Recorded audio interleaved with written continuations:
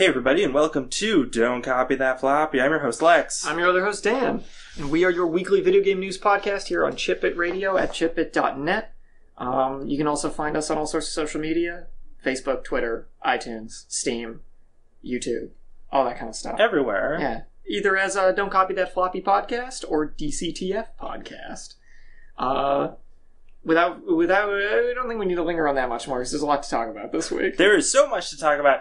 For some reason, this was a big Nintendo news week. Nintendo news week. It's like something released, maybe. Yeah, who could have seen that coming? A little known upcoming release from Nintendo. A couple, actually. A hardware release that some people were excited for. And a software release that I think from some franchise that people seem to like. Yeah. What non-Nintendo news do we have this week, though? Aside from Nintendo stuff, I have an interesting story. The Game Developers Conference happened this past weekend, GDC. There's a lot of little stories out of that, as well as they had their own little award show. Awarded various things. I think Overwatch took another Game of the Year award at GDC. We also have some other Overwatch news. We do have some other Overwatch news that's really exciting. That's broke like yesterday, I think. And we have some news about Twitch, which we are broadcasting on right now, as well as Chipit Radio. We have some upcoming game announcements, as well as expansions for some existing games, and a little bit of saucy Mass Effect Andromeda news. Ooh, as well as. As well as a story voted on by our Patreon supporters.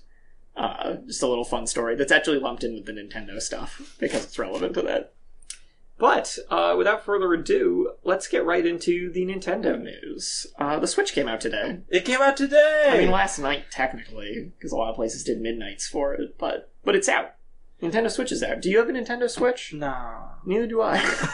But yeah, no, Friday, March 3rd, at least in the US. I don't know if it had a different window in other countries. I am uncertain. I will look that up, though. Because now I am wondering. But, yeah, it's out here. People have it. People are playing it. They're into it. I think a lot of the sort of hardware reviews haven't really come in yet. So, I would say, like, there's some talk about it, but for the most part, I think we might have to wait for some more finite opinions on those. It's a worldwide release. Oh, okay. On March 3rd. But reviews are out for the big launch titles. Yes. People are very happy about I a lot saw of a them. couple hardware reviews, and now I'm struggling to remember where. One of which was rather negative. I think they rated it a 6.7 overall for just the hardware. I mean, mostly citing the weakness of the hardware. Maybe it's like a 6.7 out of 7, though. I mean, I suppose so. That reminds me, did you ever see those stupid system things on your Windows operating system where it would rank, like, how good your system is? And the scale was, like, 0 to, like, 7.5 or something? Yeah, I think it was 7.9. It was the stupidest thing ever. It was really dumb. It's still a thing, too, I'm pretty sure. And the worst part is, on my computer, is all my stuff would my overall computer grade would be, like, 4.9. And I was like, that seems weird. And all of my stuff, like graphics, memory, processor, would all be rated like a 7 or higher. But my disk data transfer speed for hard drive reading and writing was rated like a 4.9. And it just rates your computer overall, whatever the lowest score is. That's so It's dumb. like, dude, your computer sucks. You can't write things to your hard disk super fast. Isn't that, like, nonsense? Yeah. That rating scale makes no sense at all. I mean, Microsoft Windows. Isn't that nonsense? Isn't that nonsense? Fair point. But let's talk about some other hardware that isn't nonsense. So the Switch came out. We don't have any... We have some reports, like, first-hand reports from, like, gaming news sites of, like, we had a hands-on with the Switch, we played it. Most of them are generally positive. Yeah, I think there was, like, the only thing I heard about of note was that there was a weird thing where one of the Joy-Con controllers would desync. Which I also have a story about. Okay, cool. Nintendo believes that those issues may be caused by wireless interference of some kind. They are suggesting that on their support site, but they're still investigating the issue overall. I also don't know how widespread this problem is. They've received reports of it, and we've seen stuff like that. be talked about, like that there's this desync happening. But obviously, 4 or 5 people complaining about it on the internet does not mean it's a widespread problem necessarily. Nintendo also suggests maybe don't put your system behind a TV, near an aquarium, in or under a metal object, pressed against a large amount of wires and cords, or within 3 to 4 feet of another wireless device, such as a speaker or access point. Okay, so you can't put it anywhere near your television or your television/aquarium. But this is the same case for all Wi-Fi technology. Mm-hmm. You can't have too much of it near itself, because the signals get all messed up. Yeah. I mean, you can have stuff near it, but you can't have it all running at the same time. Yeah. Because it gets all muddled. So that I think that's fair. The more crazy thing that they're saying is check for possible sources of interference and turn them off, such as cell phones, laptops, and tablets, wireless headsets, wireless printers, microwaves, wireless speakers, cordless phones, USB 3.0 devices such as hard drives, thumb drives, LAN adapters, etc. So if your Switch is desyncing, unplug your microwave, unplug all the phones in your house, yeah. Put it in the middle of the room, and throw your aquarium out the window. And then maybe you'll be able to play some Zelda. You know, it's funny. This reminds me, when I was in college in my dorm room, we had our TV, just because of the way the room was arranged, because we had, like, almost no space. Mm-hmm. We just had our microwave in the little, like, entertainment center cabinet thing in our room, like, next to where our TV was. Because that was the easiest place to put it. And I'm like, God damn it, I could have never had a Switch in there. No, it wouldn't have worked. Your Joy-Con would be desynced all the time. Although, listen. Thanks, fish. Microwaving food and then eating it in front of the TV was never simpler. So the first real story we have here is that an analyst firm called Superdata, this is from a story on Forbes, by the way, from yesterday, March 2nd, has estimated that within 2017, effectively its first 10 months, the Nintendo Switch will sell 5 million units. They cite that it may be difficult to penetrate a market as a second console for many players, given the combined 79 million install base of the PS4 and Xbox One. Okay, so the second console reasoning is not horrible. Right. But some of their other reasoning makes zero sense to me. I mean, lack of strong launch titles makes sense. Yeah, I mean, if Zelda wasn't good, then it would make sense. That's true, but we'll get to that. Yeah, we'll get to that. But high starting price is the biggest baloney I've ever heard. Because this is a dirt cheap console. $300 is like the cheapest console that's come out in a long time. Yeah. Also, the 3DS started at like that price when it first came out. Mm-hmm. And it was dropped quickly. Yeah. Like, within the first few months, it dropped $50. But the 3DS launched at $300, which, yes, that seems overpriced. The Switch is launching at the same price. And if you put a 3DS, like a normal 3DS, I'm not talking about an XL or any of that crap, 3DS next to the Switch is way more impressive a piece of hardware, way more powerful a piece of hardware. And if you think of that as the same price, especially now, like a couple years later, when obviously you have to adjust a little for inflation and stuff like that too, that's a reasonable price. Oh, totally. Also, I mean, one of their things they're saying is like, oh my gosh, you'll never be a second console.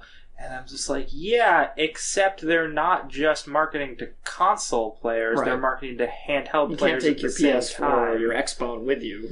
No, places. You can take your Vita with you, but you don't want to. Also, if you have big old pockets, it has already been proven that the Switch will fit in your pocket. Cargo pants can make a comeback! Yep.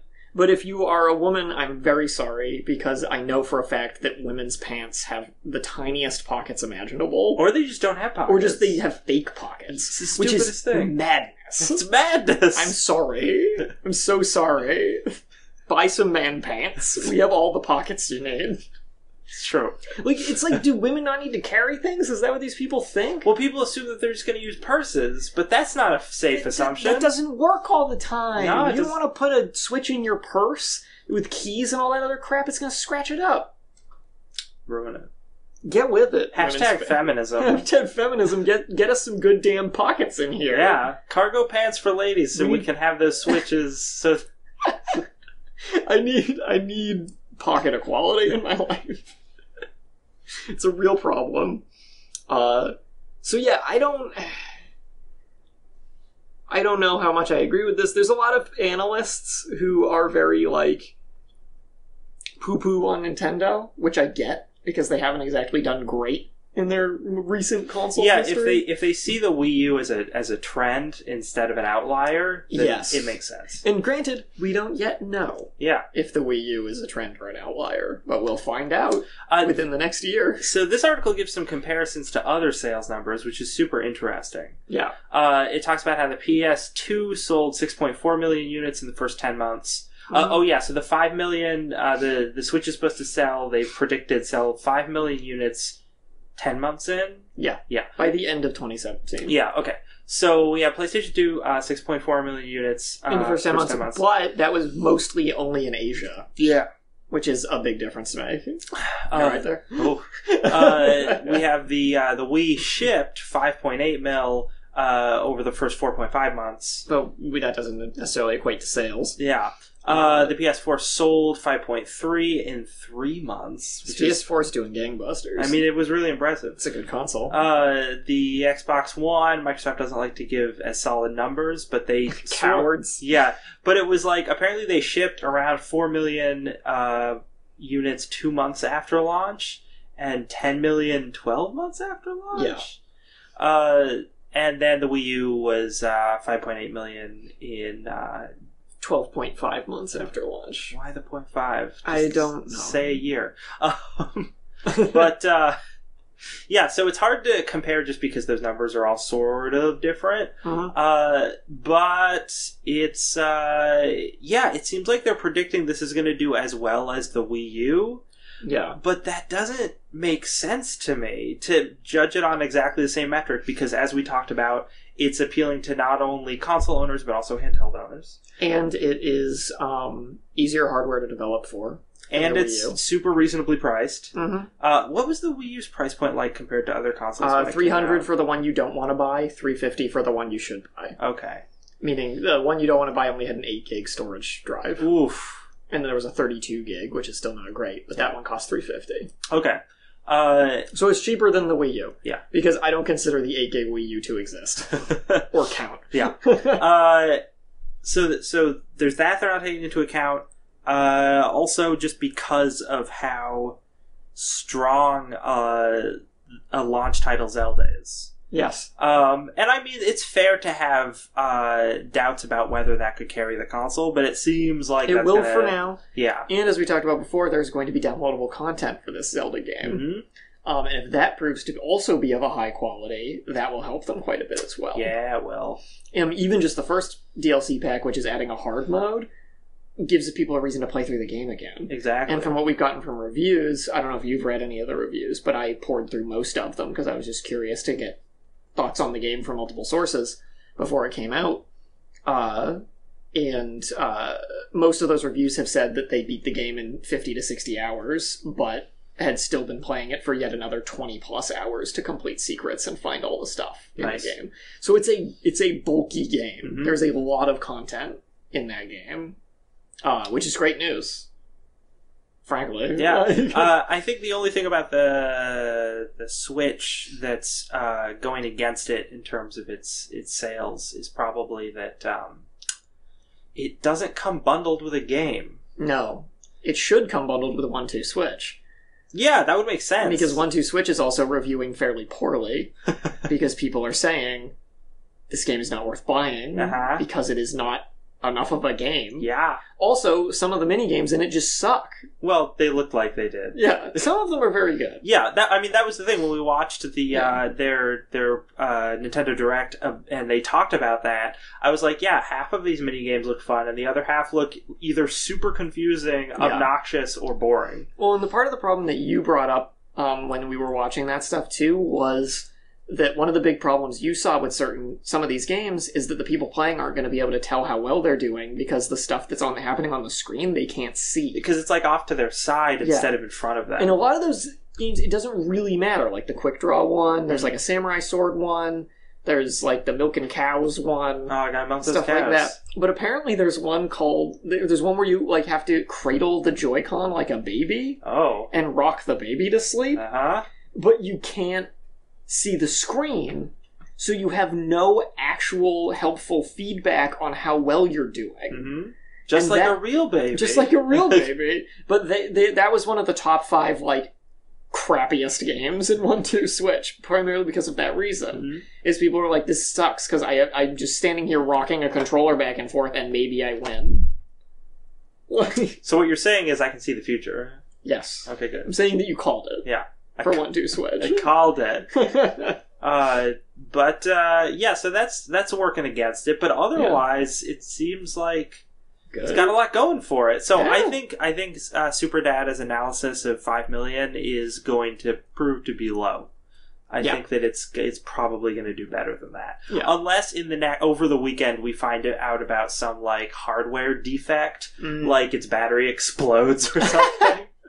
That's just what Nintendo needs right now. Samsung disease. I will just happily play Breath of the Wild on my Wii U. Thank you very much. Although, one of the things I am worried about that we're going to hear after the weekend is that the battery life just sucks. It's just miserable. Yeah. I'd imagine playing Breath of the Wild is terrible. Oh, probably. Because that game seems very intensive. And what else are you playing? Nothing. Like... You're not rocking that baby. You're not rocking that baby. Not in public. Just set up your 1-2 Switch on the bus. Oh man, okay, we did bonus content recording recently, and there was a joke that we made of that I keep replaying in my head because I can't get over because I still get a chuckle out of it. Because I don't remember. It's baby related. It's the Boss Baby Crybaby joke. Oh, that's right. And if you want to hear our great humor in our bonus content, we're professional comedians. You can support us. Not actually professional comedians. Not professional comedians, all 50 states. Yeah. You can support us on Patreon, and if you give $10 or more per month, you can get bonus content every month. It's delightful. We talk about all sorts of stuff, like Boss Baby, Hit Movie.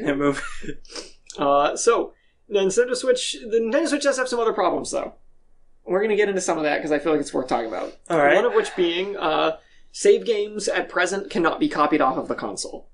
It has an SD card drive, but you cannot save things to that SD card. You cannot save game save data. Oh. Kind of a bummer. That's weird. It's weird. I super expect that that's exactly what that drive was for. Yes. Huh. So wait, what is that drive for? Screenshots and stuff. What? It's just what? Come on. No one cares about that. They want to have saves. And the only thing you can do is delete your saves through the menu of, like, the SD card. Although, to be fair, this is the kind of stupidness that could easily be fixed with a firmware update. And Nintendo has said, this goes along a lot into it, this article, but we don't really need to get into the nitty-gritty here. Nintendo representative, basically to Polygon, where they got this article, confirmed that this is the case. You cannot copy save games. But they said, at this time, it is not possible to transfer save data from one Switch system to another. No further information was provided. Hopefully they will add it in a firmware update, as you suggested. Hopefully. Yeah. Because that's very much a software rather than a hardware impediment, I assume. Yes. Yeah, I can see no reason why that wouldn't be a software impediment and not hardware. It's just very bizarre. Yeah. It is weird that the system has launched without that capability, though, I think. Because it seems like such a simple no-brainer kind of thing.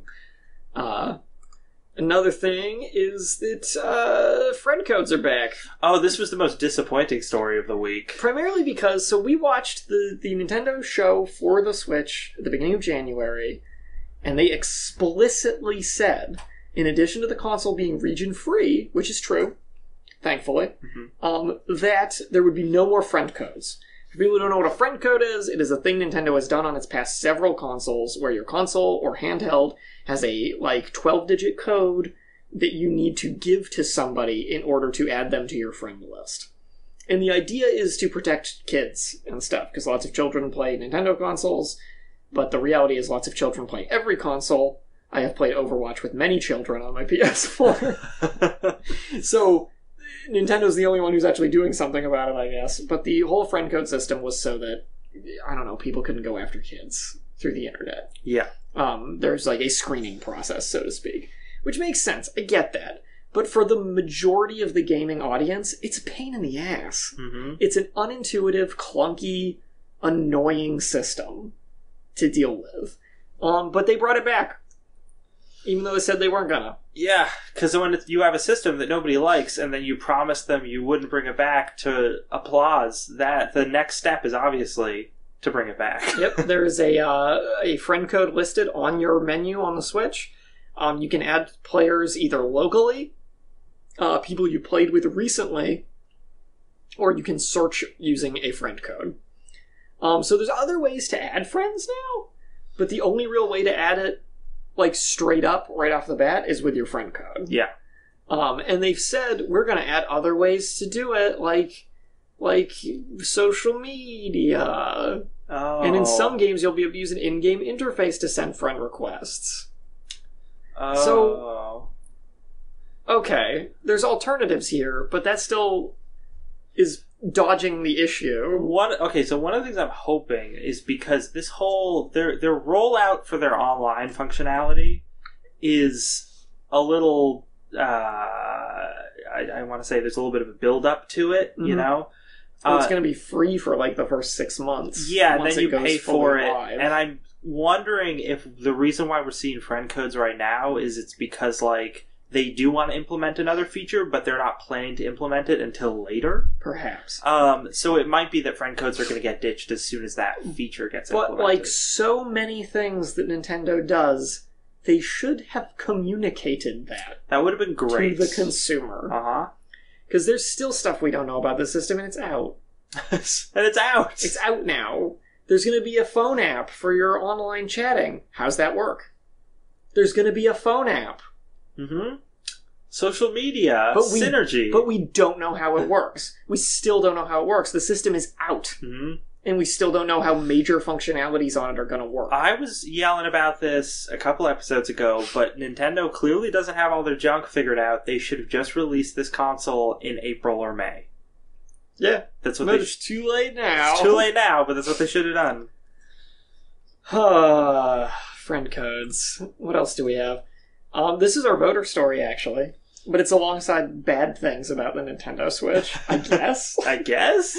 Or good things? So Nintendo Switch game cartridges, as we found out, actually shortly before the launch of the Switch, Nintendo game cartridges taste terrible.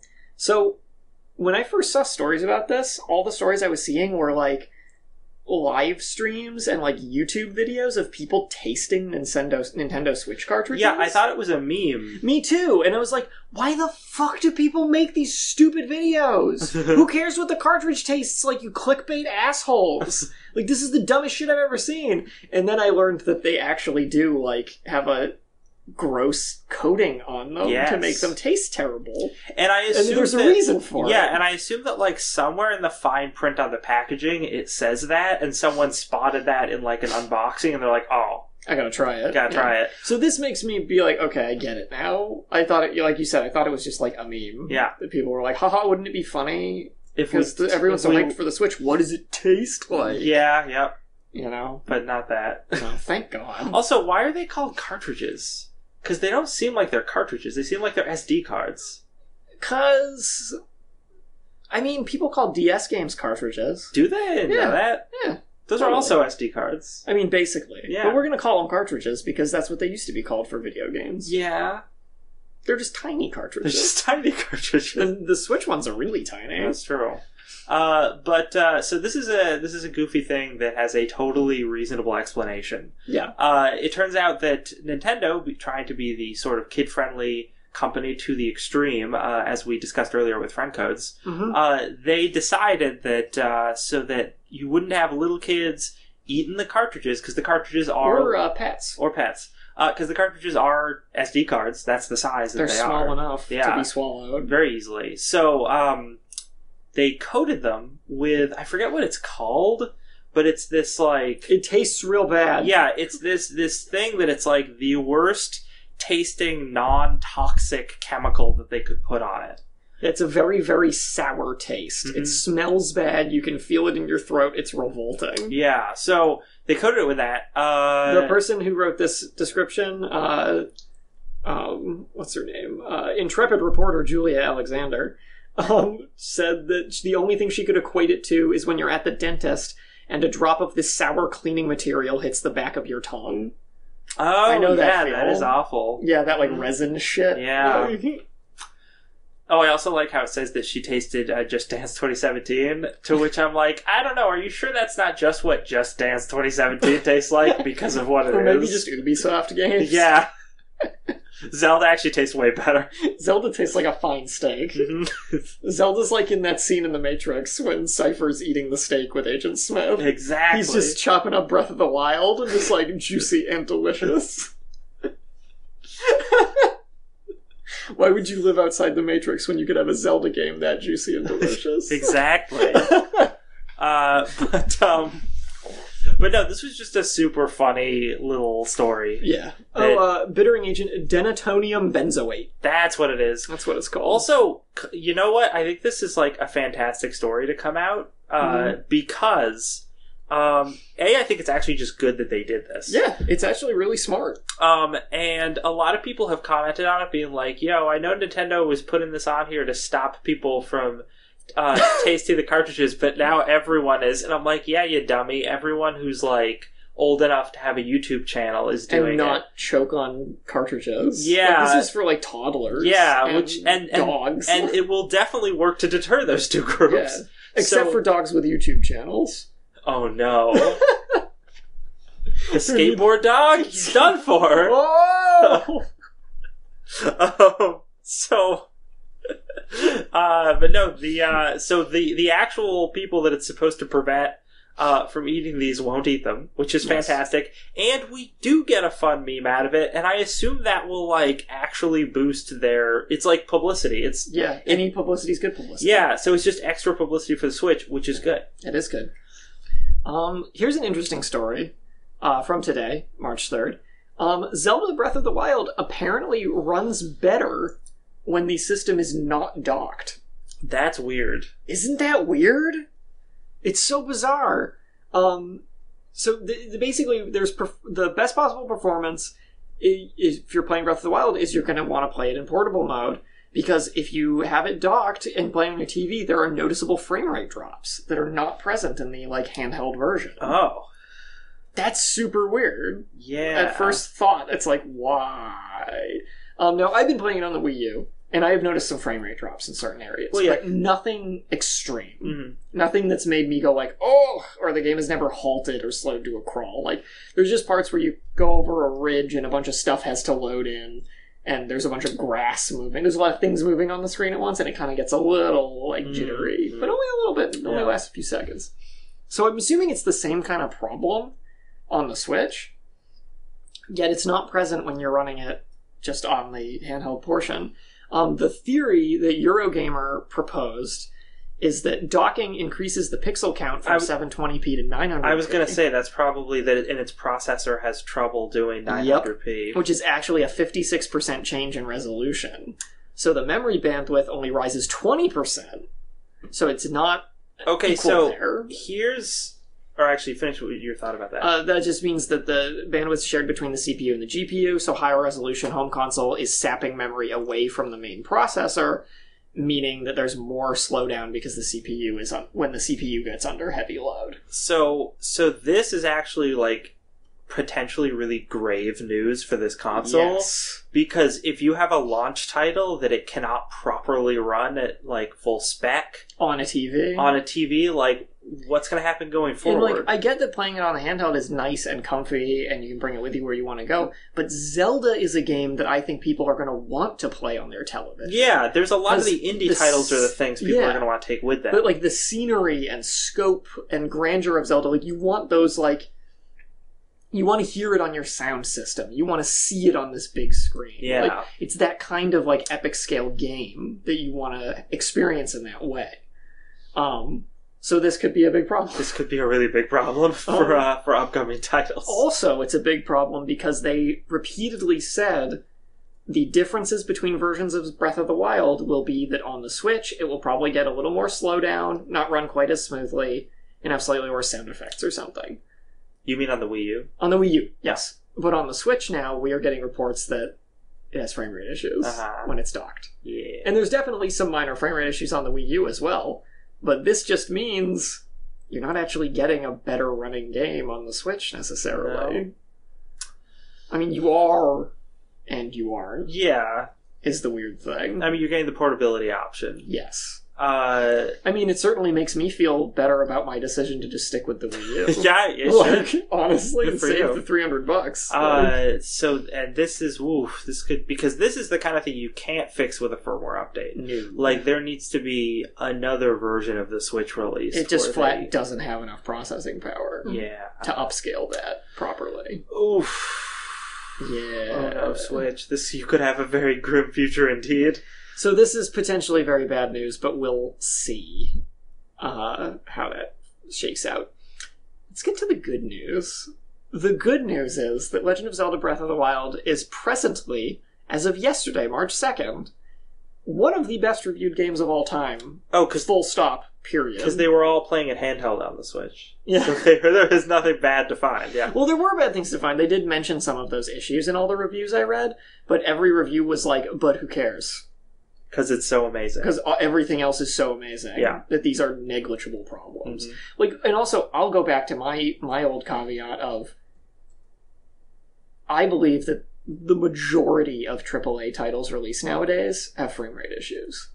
I mean, that's true. Almost universally. Yeah. So if you're gonna detract points from Breath of the Wild for it, you better go back and retroactively detract points from other games for it. We're looking at you, Batman, Arkham, Gotham City. Yeah. Arkham Knight. Like, I don't know what frame you're rate called. issues have just become the norm, whether people like it or not. It's just something that happens with modern games. Like, and me, I'm not a person who's bothered by frame rate problems. Unless they make the game unplayable, yeah. Obviously. But I know some people get their undies in a twist about it. So this could be a big deal for some people, but not everyone. Currently on like Metacritic, I believe it's sitting on a aggregate score of 98 out of 100 right now. Oh my god, I had no idea that Tony Hawk's Pro Skater 2 was number 2 on Metacritic. Because it's perfect. I mean, it is perfect, but I didn't realize it was, like, critics thought it was perfect. When Tony Hawk's Pro Skater 2 came out, that game did everything it set out to do, and more, and it did it beautifully. Like, you may not like Tony Hawk's Pro Skater 2, which means you're crazy, but you have to admit how perfect it is for what it is. The perfect game. It's the perfect skateboarding game. That 30-second Blink-182 loop, perfect. Exactly. So currently, Ocarina of Time still holds the number 1 spot with an aggregate score of 99. Yeah. Tony Hawk's Pro Skater 2 has a 98, and then GTA 4, Breath of the Wild, and Soul Calibur for the Dreamcast also hold scores of 98. You know what's really interesting to me is 3 of these top 5 games are all basically from the same generation. You know what I find really interesting? What? One of them is a Dreamcast game. I mean, that's certainly noteworthy, I think. But no, I find it super interesting that it's like the N64 and the PlayStation era is where 3 of these 5 games came out of. Yep. It's a good era. So you gotta think about it. You need to take some of those scores into account with, like, hey, back then, standards were different, too. Yeah. So maybe these games were given 10 out of 10s for the time. And there are numerous people who will now tell you, you got the whole crowd of people who say Ocarina of Time's the best game ever made, or best Zelda game ever made at the very least. But now you have the whole pushback side of things that's like, no, it's overrated. And I love Ocarina of Time, but I believe that it is a bit overrated in retrospect. Just like with Final Fantasy VII. Yeah. Mm-hmm. Yeah.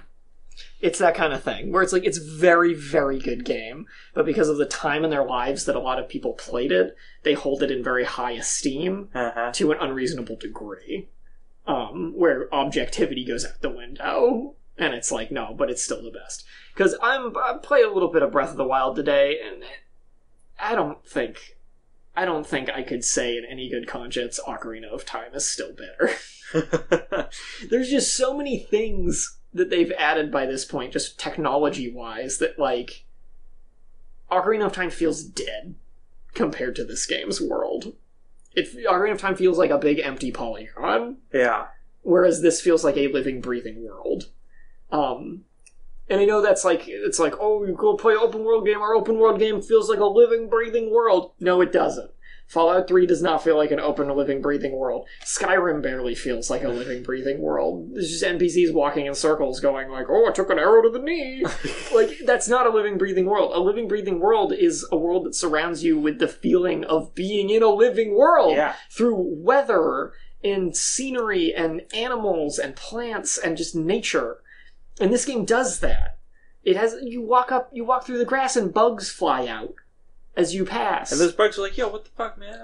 Come on. My wife was playing it earlier, and she climbed up to the top of this hill where there was this big tower, and there was a big swarm of it was becoming nightfall, and a big swarm of bats just burst out of the ground and started flying around through the night sky. And then they started chasing her, and she had to jump off a cliff to get away. Yeah. But it feels like a natural world. Like, things are happening when they should happen, where they should happen, how they should happen, according to nature. Animals are doing things that they're supposed to. We've already solved a bunch of puzzles where it's like, oh, how do we get past this puzzle? Doing this would make sense in reality. And we do that, and guess what? It works.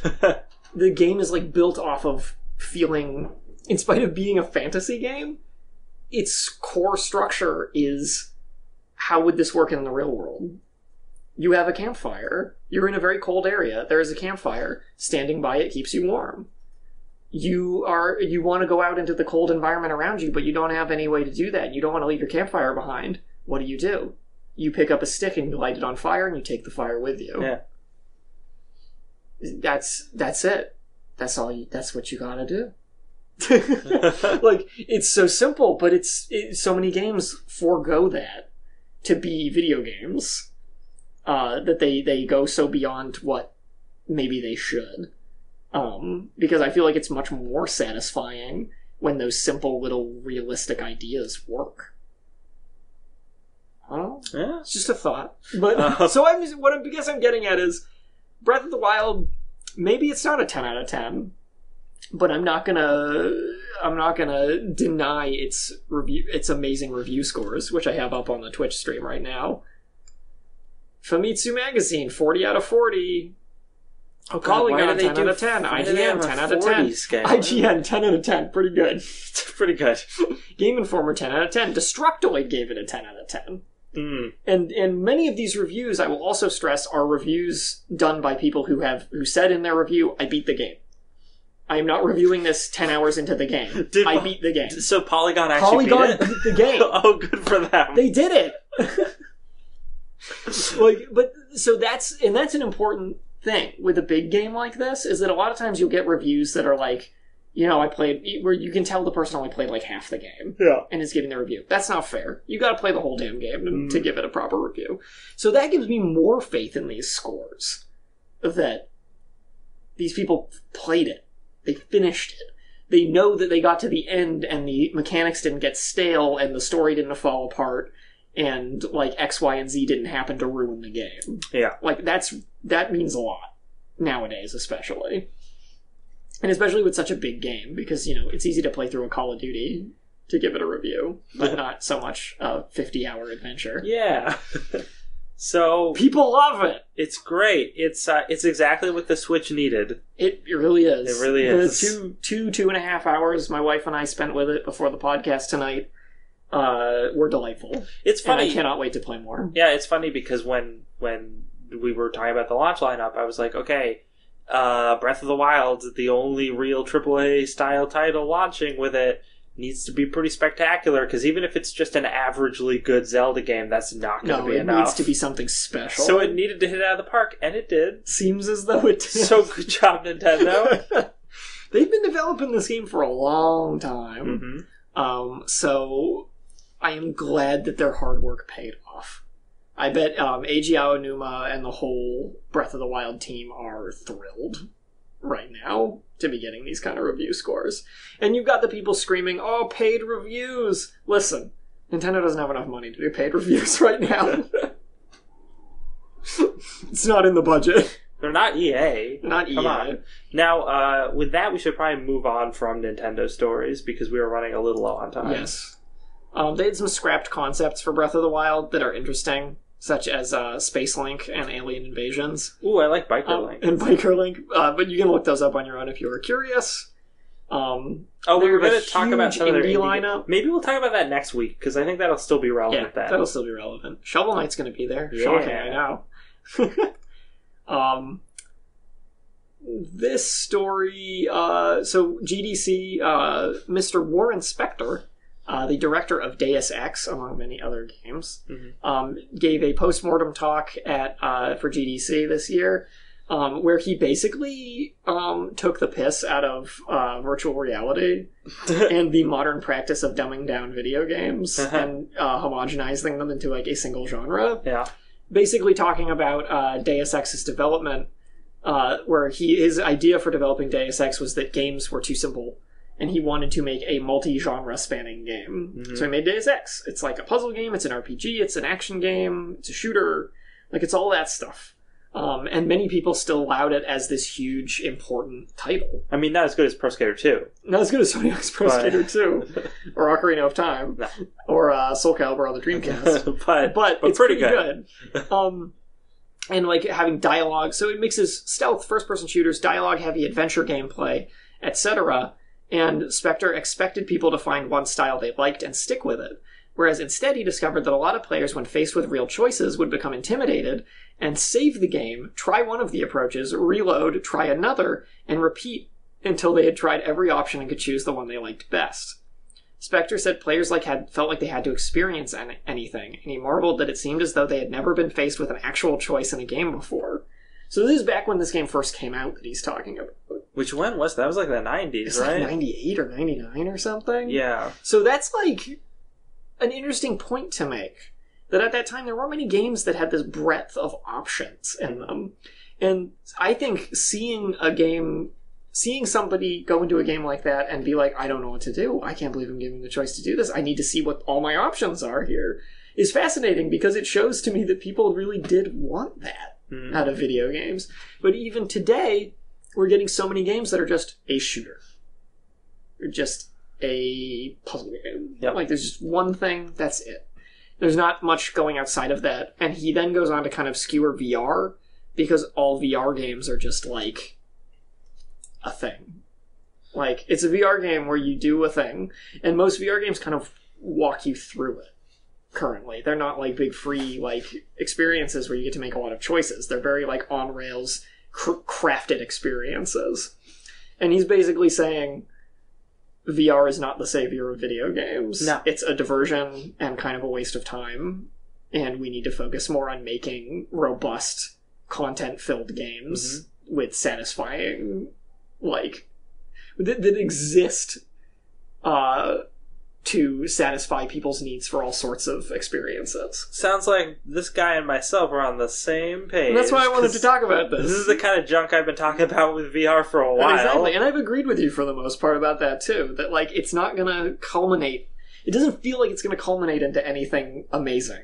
I mean, my whole thing about VR is, I think, assuming that it continues on the way it has. Yeah.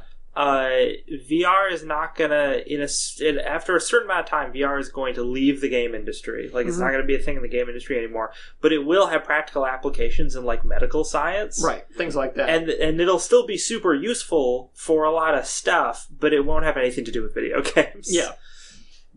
Spector kind of concluded by saying that if he had to dumb down a game to sell 20 million copies, he wouldn't make games anymore, which I think is respectable. So good for him. Yeah. So GDC had an award show, as we mentioned. Yeah. Overwatch won Game of the Year. Some other stuff won some other awards. Yeah. No Man's Sky won an award. They won the award for most innovative game. Was that it? It was something like that. The award for innovation at the GDC. But no one was there to accept the award. So apparently the Hello Games crew was at GDC, yes, but they didn't assume that they would win anything. So they went to eat dinner. Yeah, they went to eat dinner instead of stay for the award show. So Tim Schafer announced the winner. Oh, Tim Schafer did it too. Tim Schafer did that makes it even more sad to just think of Tim Schafer standing on an empty stage holding this award with like crickets. So he called out going once, going twice, and nobody came up to get it. So once it was clear no one was there, Schafer accepted it on their behalf. Of course he did. After that transpired, the code lead, Innes McKendrick, explained that they were at dinner talking about how they definitely wouldn't win an award. So they did make their way there to get the award, but not fast enough to make up for the no-show. This is actually a super interesting sort of thing about perception. Yeah. Where they've just been bombarded for not a year, but months and months and months, with all this negative feedback from people on the internet. But I think they probably started to assume that we're never going to win an award because everyone thinks our game is shit. Yeah. But they didn't think about how the critics and the people who are actually choosing these award winners thought about it. From a game developer's standpoint, their game broke new ground. Oh, yeah. As far as procedurally generated game worlds go. So for innovation, it totally deserves that award. Absolutely. Yeah. Yeah. I won't begrudge them that. No. Other winners, Best Studio Debut for Firewatch, Campo Santo. Okay. Best Audio for Inside. Innovation went to No Man's I also Sky. just really like that they have an award for innovation. That's really cool. That is cool. I mean, it makes sense given who's given these awards. Yeah. Best Tech went to Uncharted 4 at Thief's End. I'm assuming that's just physics tech and things like that. Best VR or AR game went to Job Simulator. Oh, a shovelware game, yeah. Best visual art went to Insight. Well, there you go. You Warren Spector. Yep. Saying best VR, of course it goes to some shit. Because there's no good VR games. Best visual art Inside. Best narrative Firewatch. Best design Overwatch. Best mobile/handheld. Stop it! Stop doing that! Yeah, stop doing that. It's not cool. Pokemon Go. Audience Award went to Battlefield 1. And Game of the Year went to Overwatch. Good for them. There's an Indie Games Festival Awards as well. Hyper Light Drifter, Excellence in Visual Art. They deserve that. Yeah, absolutely. A bunch of games I don't really know. I've heard of Quadrilateral Cowboy. I've heard of Lady Killer in a Bind. Oh, okay. They got Excellence in Narrative. Mm-hmm. Quadrilateral Cowboy got Excellence in Design and the Sumas McNally Grand Prize. And Hyper Light Drifter also took the Audience Award. Good. Which is great. Yeah. That is very cool. Twitch, which we are broadcasting on right now. Oh, this is super interesting. They're going to start selling games this spring. Yeah. Okay, so they're doing a whole thing. Apparently, I don't know if they have an official date for it. We found out about it earlier this week. Mm-hmm. I forget what day exactly, but we found out that they are going to have this feature where not only are they selling games, but when someone is streaming a game, you know how on the streams it'll say so-and-so is streaming, this game. It'll give the game art cover. Mm-hmm. Now, I guess what it's going to look like is it'll be that same kind of thing, except below that it'll say, hey, you can buy this game for $59.99 or $19.99 or something like that. And people who are watching the stream just click to buy it, and then the streamer will get a percentage of that revenue. I think it's 5%. It's a pretty small percentage. But this is super interesting because it has two big things that could happen, that could come out of it. One is that you will start having Twitch streamers actually making some money, potentially, which would be kind of cool. This was on Monday, so this was a while ago. But the other thing, the negative connotation to this, is that this is going to encourage Twitch streamers to play a game and talk up how great the game is, even if they don't actually think it's that great, to get people to purchase it.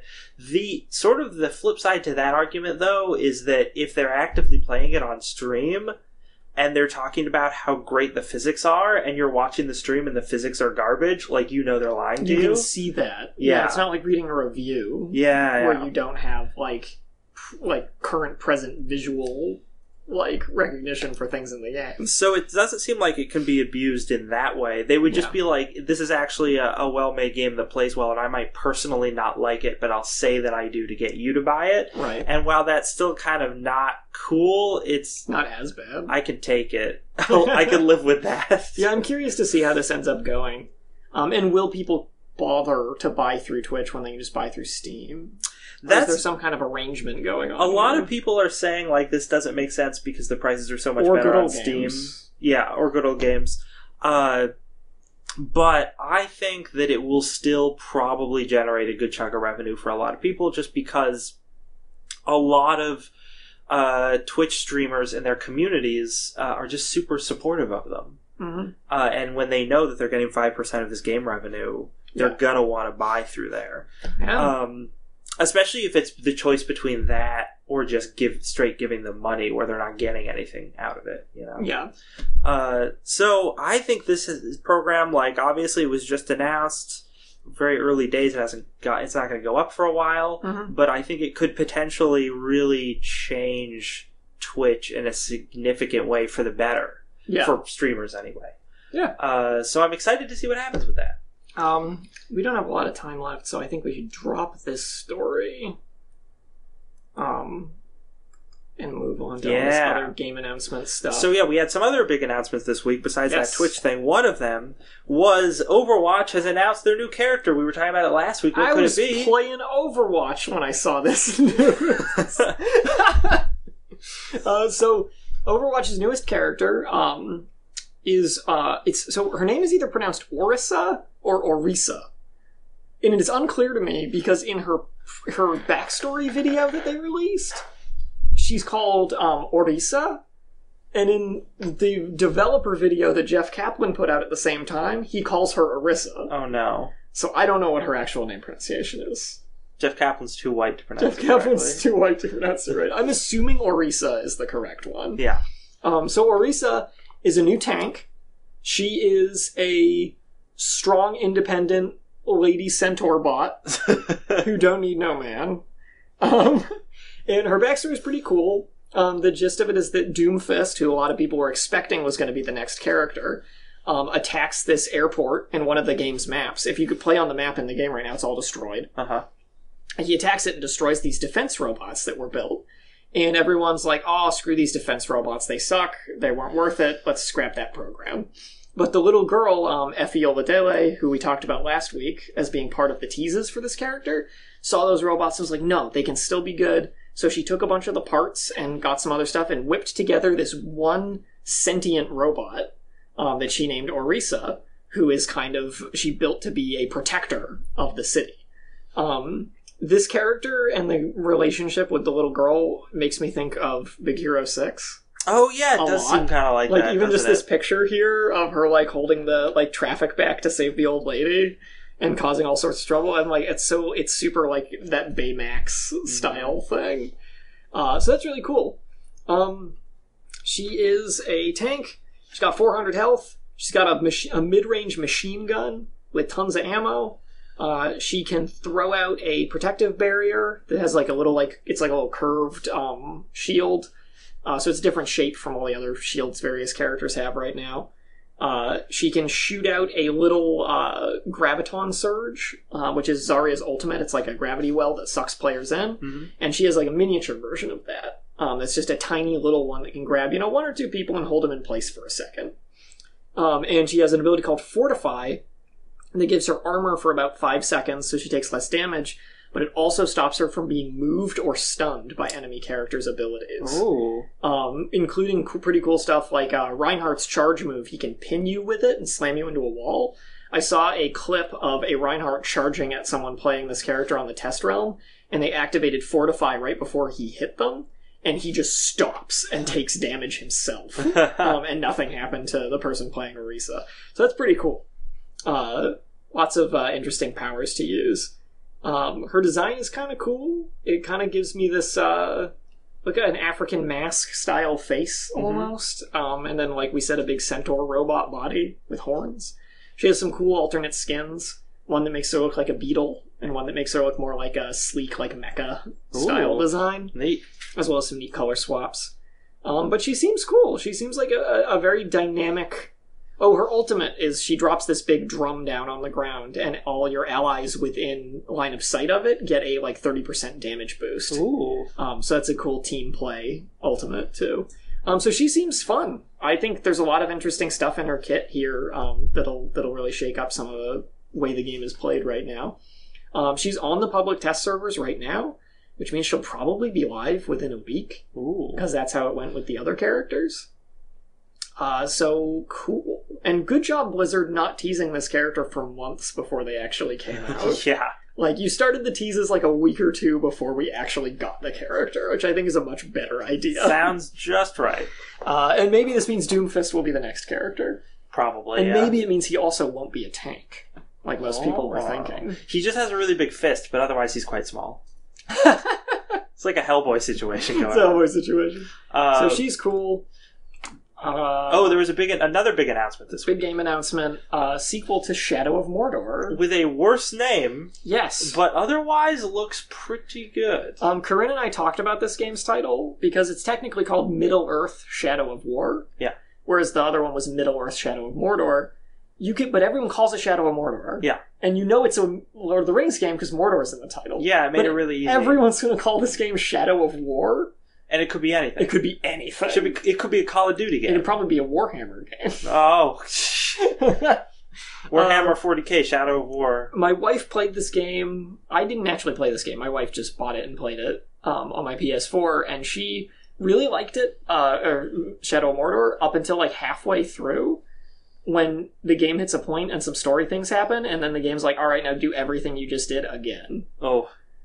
And that's when she stopped playing. I mean, I think it was interesting because when I posted the reveal trailer for this to our Facebook, one of the comments was, "No thanks, after Shadow of Mordor, I'm done." So it seems like a lot of people's takeaway from that game, like, it's a very well-crafted game, but a lot of the takeaway in the end was it went on too long. Got repetitive. Yeah. Like, maybe this will fix some of that. But a lot of people cited its Nemesis system as being really, really innovative gameplay. It's super well done. Like, remarkably so. And it looks like what they're going to be doing, at least reports have indicated what they're going to be doing for the sequel, is just trying to expand on that in really big ways. Like, it's not just the enemies that are going to change with the Nemesis system, but it's their minions are going to change, and like environments will even change, supposedly. Yes. So different people playing through different games will have very different experiences. Yes. So they're saying, we don't know how much of that is just smoke, but it certainly is interesting. Yeah. And the trailer is actually just really cool. It is a cool trailer. It's a cinematic trailer. It doesn't show you any gameplay, but it's very They did say in the trailer, though, gameplay reveal coming with a date. And I can't remember didn't they? They actually said in the trailer, like, we're going to show gameplay on this date, which is cool. Also, and you don't see that very often. Also, didn't they give the release date for Shadow of War? What was it? I can't remember. Like August, I want to say. Yeah, it wasn't like super far away. No, it was not. August 22nd. Yep. And I think the gameplay reveals in like a month or so, like at the end of March. Hearthstone is getting a new expansion called Journey to Ungoro. It's going to add quest cards, new abilities, and more. 135 new Hearthstone cards. Oh, we're going... See, this is weird because it seems a lot like Explorers Guild Adventure. Yeah. Also, it feels soon to have another set come But there's out. Dinosaurs. But yeah, there's dinosaurs, so that's cool. And they have the beast creature type, which means Ranger's gonna be crazy. Yeah. Yeah, that's cool. I'm interested. I haven't gotten a chance to look at it too much. Good. That's true. Technically, so... we'll get to this one last. Ubisoft is going to be making an Avatar game. Not like a Last Airbender Avatar, like the Blue Cat People Avatar. You know, the one everybody cares about. That so there's much. supposedly going to be a whole franchise of movies, but who there's knows? a commercial out for like Avatar World at like the Disney theme park, yeah. It's horrifying. It is horrifying. I like read all this stuff that people were like, that's super scary, and then I saw it and was like, oh my god, it is super scary. Yeah, no, the animatronic Navi? Or is that what they're called? The yeah, Navi? I think so. Look really scary. No thank you. No thank you to this game, too, frankly. But the big story that I want to talk about, Mass Effect Andromeda is right around the corner. Mm-hmm. We talked last week about how the developers had said that the space sex was pretty good. Pretty dang good. Pretty good. And now we have learned that the game features full nudity, and I quote, it's totally softcore space porn. I like how there's this subset in RPGs of like sex sequences. Yes. And like after The Witcher 3 came because of out. BioWare. Yeah, because of BioWare. And now like after The Witcher 3 came out, everyone's like, oh, we gotta top that. Gotta up your boning game. Yep. After Witcher 3, you can't stop Geralt. He's so virile. So there's romance pads in this new game. Great, sure. And the guy says here, remember, we lost the partial nudity rating and got full nudity. Excellent. Great. Terrific. There's space porn. That's what everyone wants to buy Mass Effect for. I think it's funny they're playing this up so much because, it's like they're totally like, yeah, we know people want to buy this to have sex with the aliens. Uh-huh. They put a female Turian in this one. Oh. I don't need to tell you how many people were thirsty for Garrus in the first 3 games. Now we get a girl Turian? Damn! They're so attractive, those scaly bird people. Yeah. So, I want to say one thing about this, though, that's very important. I don't know how many pre-release videos of Andromeda you have watched. Few, I'm assuming. Not that many, yeah. I've watched a lot. Okay. And I'll tell you why I've watched a lot. It's not because I'm going to buy the game or I'm interested in the game. It's because the animations in this game are horrible. Oh, we talked about this. Yeah, they're really bad. We talked about this from that first preview. They haven't gotten better. Oh, no. If anything, they've gotten worse. They're so amazingly bad for a AAA title that I can't stop watching these videos because I just want to see what dumb-looking thing happens next. And knowing that this game is going to have full, softcore porn scenes in it, with this animation, tickles me pink. It's going to be comedy gold. It's going to be hysterical. Or they're going to be amazingly well animated. And then the rest of the game. All the budget went into animating the porn. Good call. Good call, BioWare. No, it's some of this animation is embarrassing for a AAA release. I am amazed they're showing it off willingly. Especially because, the other Mass Effect games had better animation. All the characters move like marionette puppets. It's actually kind of creepy in some scenes. It's like that Avatar theme park. Yep. But that's it for news. We just blitzed through the end there. Yeah, but those were short stories anyway. So stuff that's coming out... what just came out? I mean, lots of stuff came out today because it came out with the launch of the Switch. So Super Bomberman R, we already talked about Zelda, World of Goo for the Switch, Just Dance 2017, the most important game coming out on Switch. If you missed it, Torment, Tides of Numenera, and Horizon Zero Dawn came out this past week as well. Yeah, Torment been getting good reviews. Yeah, I saw one really scathingly bad review for it on a professional site. It was a smaller website, but I thought that was strange. Breath of the Wild's out, coming up on the 7th. I don't know if this Nier Automata date is correct. I guess it got moved up a week again. Well, good. Sure. Okay. So Nier Automata's coming out. Great. Just in time for me to have gotten Zelda. For the PS4. Yes. A new Atelier JRPG is coming out. Tom Clancy's Ghost Recon Wildlands. Oh. Bet y'all forgot that game existed. I actually just saw a commercial for it the other day, so I was reminded. But when I saw the commercial, I was like, oh yeah, I remember seeing something about this at E3. Still don't care. Yep. So that's about it for now. The big one is obviously Zelda. But I want to reiterate also, last Friday, Hollow Knight released, an indie game that got kickstarted, developed by Team Cherry. It's 3 dudes in Australia, plus an outsourced composer. That game is spectacular. My wife and I have been playing it since it came out. It is a Metroid, Castlevania style, action platformer, and it's the best game in that genre to come out in a very long time. It's really amazingly good. You'll clock in at 40 hours easy on it by the time you're done, and it is only $15. Please buy this game. It is only on PC currently, but it's going to be on the Switch. I want to see these guys succeed so bad. If you're curious about it too, this past Wednesday I streamed it for an hour on our Twitch channel. I'm going to be putting that up on YouTube. Just the little chunk I played. So if you want to get a taste of the game, a nice hefty chunk of it, check that out. Because I talk a lot about it in the video and just play through a fun area and kind of point out some interesting things about the game that might catch your eye. Or it'll just catch your eye because the whole thing is so amazingly well crafted. Fantastic. And I was really happy because I tagged Team Cherry. I tagged their page in my post about playing it, and they liked the post. Oh, Senpai noticed Senpai noticed me. I was so excited. I love those guys because they made this masterpiece. Mm-hmm. So not only did Zelda come out this week, a masterpiece also came out last week. Just a smaller, under-the-radar one. Mm-hmm. But totally worth your time.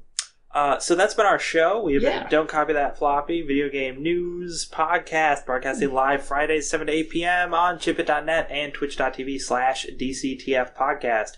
You can find us on all sorts of social media by searching either the handle DCTF podcast or Don't Copy That Floppy podcast. If you want to support the show, you can donate to our Patreon. We have all sorts of different levels where you can get different rewards and things, such as bonus content per month, the ability to vote on stories, sexy voicemail, all sorts of things. Still haven't gotten to do that one yet. I'm holding out hope. You'll also be helping us reach different milestones, which will allow us to do different cool things to produce more content. One of the first ones of those was the Twitch channel. So Yeah. that's happening. It's happened. What was there anything else? Am I forgetting anything? Oh, if you want to support us without having to pay us money, yeah. you can leave an iTunes review. It's we would appreciate it just as much. And I think that's it. So until next week, remember everyone, Don't copy that floppy.